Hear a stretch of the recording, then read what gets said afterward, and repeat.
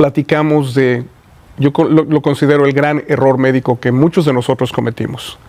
A nosotros se nos vendió la idea de que la vacuna era segura y efectiva.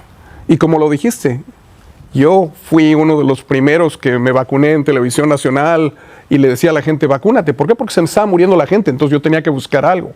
Pero después lo que empecé a ver fue una serie de efectos secundarios. Hoy por hoy, más del 50% de lo que veo en mi oficina son pacientes que me llegan por lesión a raíz de la vacunación contra COVID.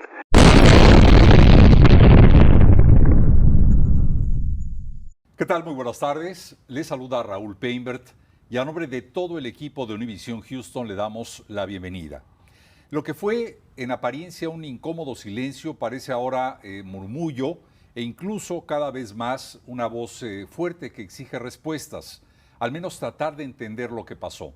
Y hablamos básicamente del título de este programa en base a la afirmación del doctor Joseph Barón, usted lo conoce, un luchador incansable durante los tiempos de la pandemia, que ahora tiene una nueva visión ante la enfermedad.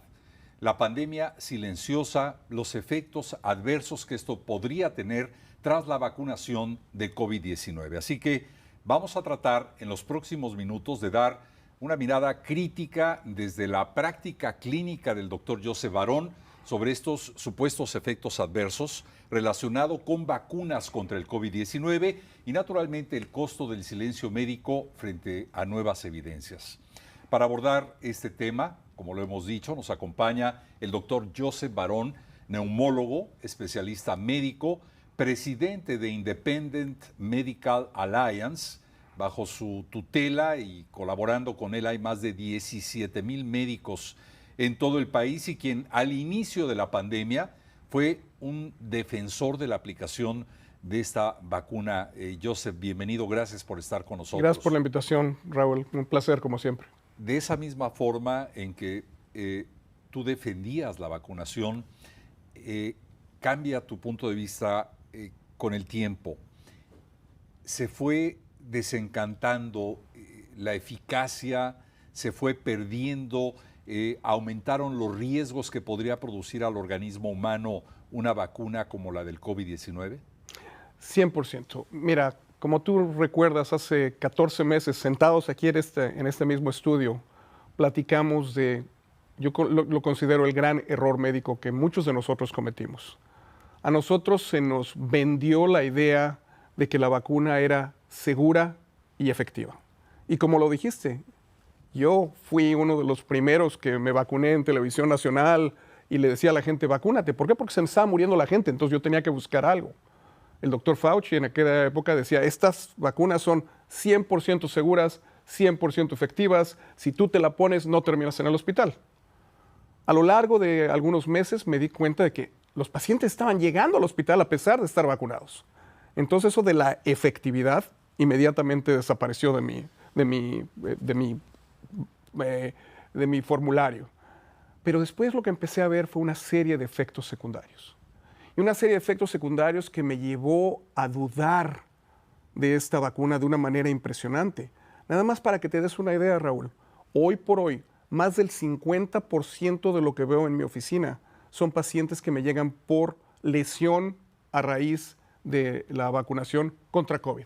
Y quiero recalcar, no soy antivacunas, ¿ok? Soy antivacuna para COVID, hoy por hoy. Son muchísimas las preguntas y estoy seguro que son más que compartidas, pero compartidas con la audiencia que nos está viendo en este momento, porque lo que nos estás diciendo realmente es motivo de preocupación, pero sobre todo de análisis a través de tu punto de vista.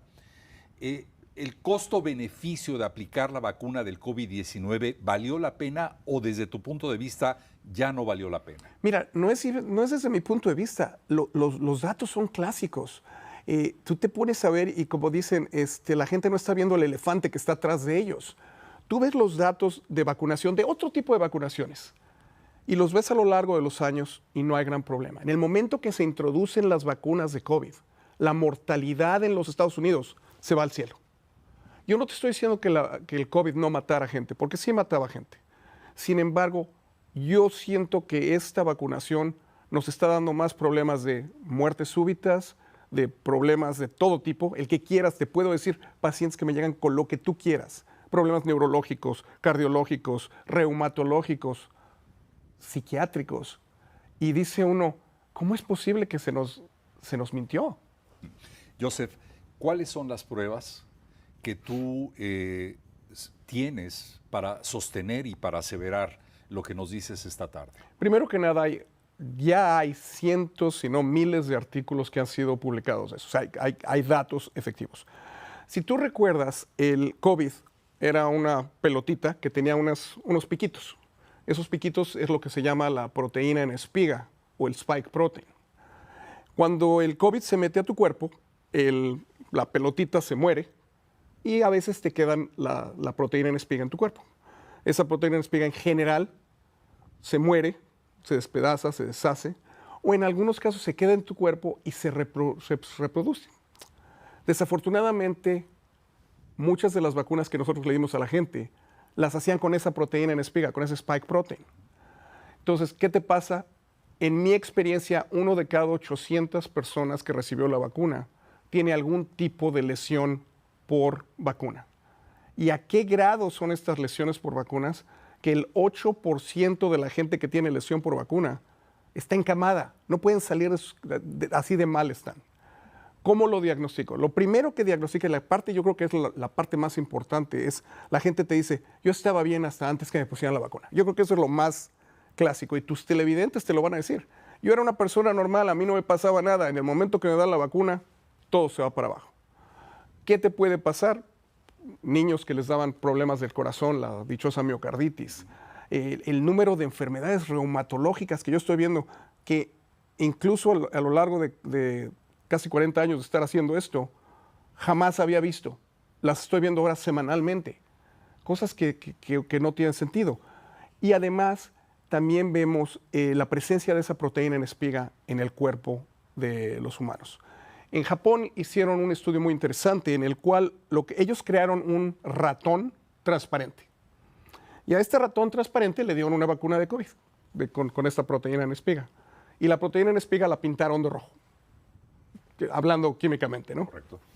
A las 24 horas, este ratoncito ya no era transparente, era completamente rojo. Entonces imagínate lo que te puede pasar en el cuerpo. El problema es que no sabemos a quién le va a dar y a quién no le va a dar. La gran pregunta sería, y muchos se le estarán haciendo en este momento, es, ¿le va a dar a todo el que se vacunó contra el COVID-19? ¿Depende del tipo de vacuna que se usó en ese momento para contrarrestar los posibles efectos de un COVID? Sin duda alguna, esto no le va a pasar a todos, porque si no, no va a existir nada de población. Sabemos que esto es más importante con las vacunas que fueron producidas por la compañía Pfizer y por la compañía Moderna. Son las que sabemos que dan más problemas y de hecho la compañía Pfizer tiene más efectos secundarios que la compañía Moderna en nuestra experiencia. Pero sabemos que esa proteína en espiga se puede quedar en tu cuerpo. Hay un estudio que fue recientemente publicado que muestra que después de 750 días de que fue administrada la vacuna, seguía esa proteína en espiga circulando en el cuerpo de una persona. Y en la forma en la que tú quieres que una vacuna funcione, yo te doy una cosa extraña a tu cuerpo desarrolla inmunidad y esa cosa extraña se va. Pero por alguna razón, en algunas gentes, no en todos, y esa es la parte donde no queremos que cunda el pánico, ¿no? Que la gente empiece a pensar de que, ay, ¿y ahora qué va a pasar a mí? No. En algunas personas esto empezó a pasar. 1 de cada 800 es lo que estamos pensando. Ahora, cuando dices 1 de cada 800, imagínate los billones de gentes que vacunamos. Esto se está volviendo lo que yo considero la verdadera pandemia. Doctor, lo voy a decir tal cual. Me cuesta trabajo escuchar al doctor Joseph Barón de hoy al doctor Joseph Barón de hace 3 años. ¿Cuáles fueron las 3 causas, los 3 motivos principales que lo hicieron cambiar radicalmente de opinión con respecto a la vacuna contra el COVID? Principalmente el darme cuenta, número 1, que no era efectiva. Eso fue, yo creo que lo primordial, ¿no? Al darte cuenta que no es efectiva, es ¿para qué le estamos dando esto a la gente? Es una terapia inmunológica, porque le estás dando pedazos de proteína de un virus y no sabemos si realmente está funcionando. Entonces, era algo que realmente era investigacional y no creo que debió haber sido dada. Segundo, empecé a ver gente que empezó a tener cosas raras y todos conocemos a alguien que tuvo muerte súbita, de buenas a primeras. Jamás habían tenido ningún problema y de buenas a primeras tuvieron coágulos o tuvieron alguna cosa así y terminaron muertos. Y tercero, empecé a ver toda esta gama de enfermedades que dices, no es posible. ¿Qué pasó con su sistema inmunológico? Gente, por ejemplo, un muchacho de 25 años con enfermedad de Parkinson's, cuando tú sabes que el Parkinson's es de un adulto, o gentes que empezaron a desarrollar una serie de cánceres de una manera extremadamente rápida, a los cuales les llaman turbocánceres, sin ninguna historia familiar. Entonces te preguntas cuál es la relación. Entonces en ese momento ya es cuando yo dije, ¿sabes qué? Mejor yo ya no se la voy a recomendar a mis pacientes. Sin embargo, yo, como hablamos de esto hace año y fracción, yo te dije, si otro doctor se la quiere recomendar a sus pacientes, pues es su decisión y decisión del paciente, ¿no? Pero yo sí creo que en este país tenemos la parte ética en la que le tenemos que decir al paciente lo bueno, lo malo y lo feo. No nada más decirle, oye, sabes que a lo mejor te vas a poner bien y a lo mejor no te da COVID. Si a cambio de esto vas a tener un paciente que puede tener todas estas enfermedades que te estoy mencionando, la gente se pone les da miedo y hay tantos factores económicos, factores políticos. Ahora eres pro vacuna o antivacuna. O sea, ya viste cómo el país está dividido. El mundo se dividió. Sí. Yo tengo amigos que no me dirigen la palabra, bueno, no se les llama ya amigos, ¿no? Pero gente que no me dirige la palabra por mi posición actual sobre las vacunas de COVID. Joseph, yo quisiera, en base a lo que has dicho, preguntarte dos cosas muy rápidamente. Así como nos hablaste de una prueba en un ratón en Japón, ¿esas mismas pruebas se han podido hacer en seres humanos? Sí, y las hay. Mira, no existe un producto comercial que te permita medir los niveles de proteína en espiga comercialmente. Sin embargo, en estudios que se han hecho, en autopsias, se ha encontrado esta proteína en espiga en todas partes del cuerpo, en cerebro, en corazón, en riñones, e incluso en los miembros sexuales masculinos. Pero estas espigas básicamente no están vinculadas a la posibilidad del contagio de COVID o están directamente relacionadas con la aplicación de la vacuna. Excelente pregunta. Hay estudios que te pueden diferenciar si es de vacuna o si es de una infección como tal. Y desafortunadamente eso es la parte que yo no te puedo decir clínicamente. Tú me llegas a mí con unos síntomas como estos y lo único que yo tengo para agarrarme de que es de la vacuna es que tú estabas bien hasta que te pusieron la vacuna. Pero sí, los síntomas de gente que tiene el COVID de larga duración son muy similares a los síntomas, porque es exactamente lo mismo, es que tienes esa proteína de espiga circulando en el cuerpo. Doctor, de alguna manera y en base específicamente a su experiencia directa, con yo no sé si fueron miles o cientos los pacientes que atendió durante la pandemia y que lo sigue haciendo hoy en día, ¿ha visto usted directamente los efectos que esta vacuna podría tener en alguno de sus pacientes? ¿Podríamos hablar de algún porcentaje en base a su experiencia? Como te digo, más del 50% de mis pacientes que me llegan a mí. Estoy sesgado. ¿Por qué? Porque la gente sabe que estoy viendo este tipo de pacientes y se comunican uno con el otro y es como me llegan a mí. De los pacientes que yo tuve, no te puedo decir porque nunca llevé una casuística, todo el mundo se vacunó y desafortunadamente lo que yo veo en la oficina es más del 50% me están llegando así. Pero te puedo contar casos uno tras otro, casos que dices no es posible. Por ejemplo, uno de los casos que me gusta hablar mucho es mi hermano Daniel. Él es corredor de maratones. Él había corrido 47 maratones completos, sin ningún problema, decide vacunarse, se vacuna. Casi 2 años después de que está vacunado, empieza a tener estos síntomas raros en los que no puede ni correr de aquí ni a la esquina. Un maratonista. Va con el cardiólogo, va con el neumólogo, va con todo el mundo. No saben qué tiene. Viene a verme a mí, le checo los niveles de estos anticuerpos contra proteína en espiga y los encuentro por el cielo. O sea, altísimos. Le digo, ¿sabes qué? ¿Tienes enfermedad por vacuna? Me dice, no, eso no existe, ya sabes, y sobre todo que somos familiares, ¿no? Lo empiezo a tratar, porque hay tratamiento, esa es la parte que la gente tiene que entregar. Hay forma de arreglar esto. Okay. Entonces lo empezamos a tratar y en un periodo de 6 meses se mejora, se recupera y hace 2 semanas corrió el maratón de Boston. O sea, esto es una buena noticia. Y eso es lo primero que tus televidentes tienen que saber.